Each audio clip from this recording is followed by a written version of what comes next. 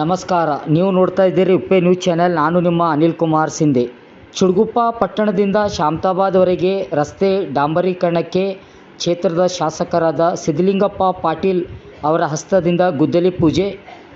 ಇಂದು ಚುಡುಗುಪ್ಪ ತಾಲೂಕಿನಲ್ಲಿ ಕಲ್ಯಾಣ ಕರ್ನಾಟಕ ಪ್ರದೇಶ ಅಭಿವೃದ್ಧಿ ಮಂಡಳಿ 2023-24ನೇ ಸಾಲಿನ ಯೋಜನೆ ಅಡಿಯಲ್ಲಿ ಚುಡುಗುಪ್ಪ ಪಟ್ಟಣದಿಂದ ರಾಷ್ಟ್ರೀಯ ಹೆದ್ದಾರಿ 9 ಮಾರ್ಗವಾಗಿ ಸಂಪರ್ಕಿಸುವ ಶಾಂತಾಬಾದ್ ಗ್ರಾಮದವರೆಗೆ 2.250 ಕಿಲೋಮೀಟರ್ ಉದ್ದವಾದ ರಸ್ತೆ, ಅಂದಾಜು ವೆಚ್ಚ 2.95 2,95,00,000 ರೂಪಾಯಿಯ ಡಾಂಬರೀಕರಣ ರಸ್ತೆ ಕಾಮಗಾರಿಕೆಗೆ ಕ್ಷೇತ್ರದ ಶಾಸಕರಾದ ಡಾಕ್ಟರ್ ಸಿದ್ದು ಪಾಟೀಲ್ ಅವರು ಭೂಮಿ ಪೂಜೆಯನ್ನು ನೆರವೇರಿಸಿದರು.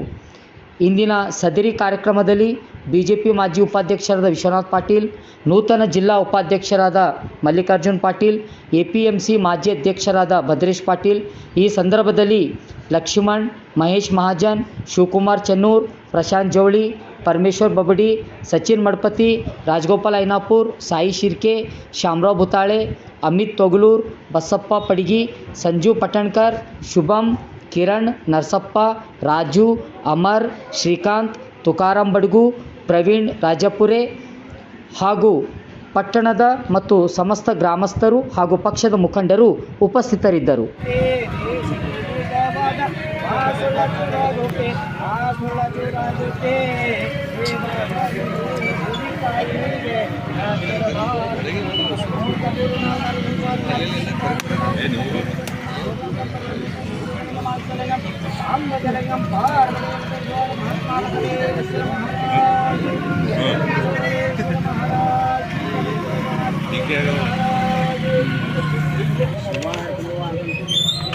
मानसे ब्रह्मा ईश्वर साक्षात् परब्रह्म तस्मै श्री गुरुवे नमः.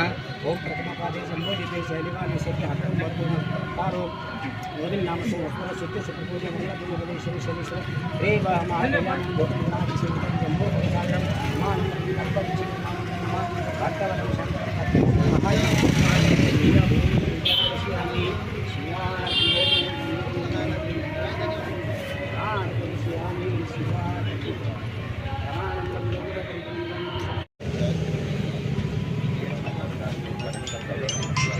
Good morning.